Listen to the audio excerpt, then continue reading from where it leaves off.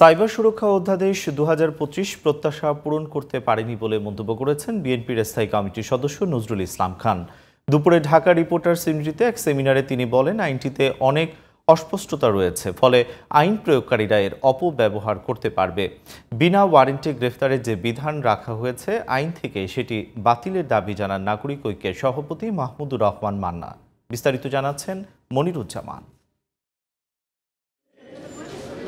শনিবার দুপুরে ঢাকা রিপোর্টার্স ইউনিটিতে সাইবার সুরক্ষা অধ্যাদেশ ২০২৫ নিয়ে সেমিনার করে নাগরিক ঐক্য।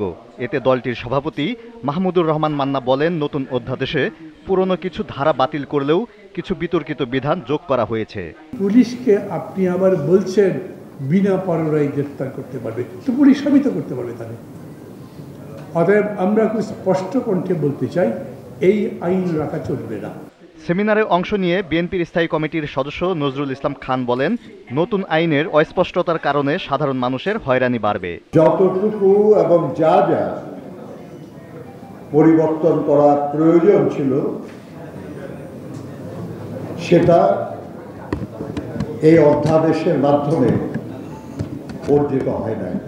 বিধানে অস্পষ্টতা আছে, আর এই অস্পষ্টতার সুযোগে যারা এই আইন প্রয়োগ করে তারা মানুষের উপর, জনগণের উপর নিপীড়ন চালায়। দায়িত্বশীলরাই দেশের বেশি ক্ষতি করে এমন মন্তব্য করে নজরুল ইসলাম খান বলেন, সাইবার সুরক্ষা আইন প্রয়োগে অবহেলা করলে দায়িত্বশীলদের বিরুদ্ধে শাস্তির বিধান যুক্ত করতে হবে।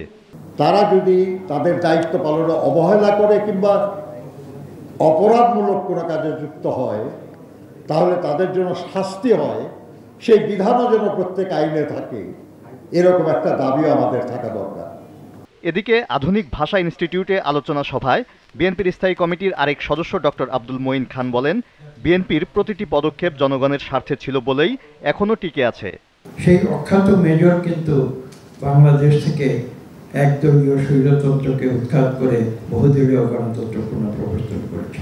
শহীদ রাষ্ট্রপতি জিয়াউর রহমান ছাড়া আর কেউ বহুমতকে সম্মান করেনি বলেও মন্তব্য করেন ডক্টর মঈন খান। তিনি যখন যেখানে যেতেন কোনো সমস্যা। Moniruzzaman, GTV news, Dhaka.